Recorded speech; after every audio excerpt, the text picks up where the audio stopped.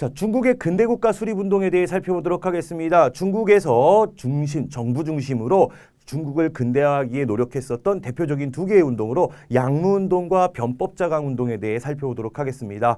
자, 아편전쟁으로 인해서 중국이 개항이 되고 난 이후에 중국에서는요, 물가가 상승하고 노동자들의 생활이 나빠지는 등 사회 전반적으로 어려움이 나타나게 됩니다. 이에 따라서 불만들이 많은 농민들이 생겼고, 그 농민들은 홍수전이라는 사람이 만들었던 태평천국이라고 하는 운동에 가담하면서 청을 외치는 운동이 전개되게 됩니다. 자, 그런 태평천국 운동을 진압하기 위한 신사층은 자신들 힘만으로는 부족하니까 외국의 도움을 받게 됐고, 외국의 도움을 받는 과정에서 영국과 프랑스 같은 외국군이 가지고 있었던 무기의 우수성을 확인할 수 있게 됩니다. 자, 그래서 태평천국 운동 진압 과정에서 서양 기술의 우수성을 인식하게 되면서 서양의 무기를 들여오자라고 하는 양무운동이 시작되게 됩니다. 양무운동을 이끌었었던 대표적인 세력은 청나라 시대 때 사회의 지배층이었던 신사층이라는 사람들이고, 이 사람들이 중심으로 서양의 과학기술을 도입하려고 하는 시도를 가져오게 됩니다. 서양의 기술을 받아들일 뿐이지 우리는 서양의 정신은 거부하겠습니다. 우리의 정신을 지키면서 서양의 기술만 가져오겠다라고 하는 운동으로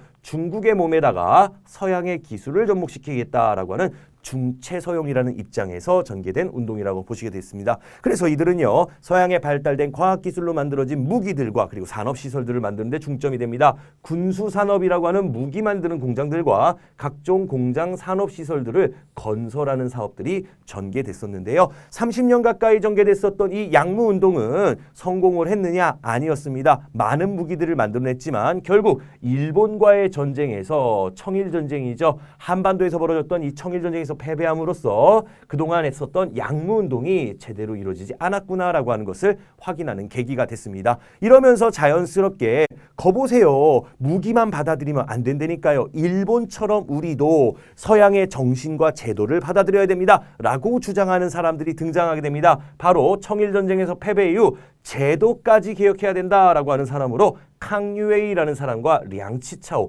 캉유웨이의 제자 량치차오 등이 중심으로 이런 제도개혁 운동이 전개되게 됩니다. 당시 황제는 그래 니들이 한번 해봐 라고 해서 제안을 하게 됐고, 그 이들은 메이지 유신이라는 일본의 근대개혁을 모방해서 입헌군주제 제도를 수립하고 근대적 교육 제도를 두기 위해서 과거제를 폐지하면서 경사대학당이라고 하는 새로운 교육기관을 만들기도 합니다. 신식군대를 양성하는 등 새로운 개혁을 시도했었으나 서태후라고 하는 당시 황제의 어머니 그리고 이를 중심으로 한 보수파 세력들의 반발로 100일 만에 중단돼 버리고 말았습니다.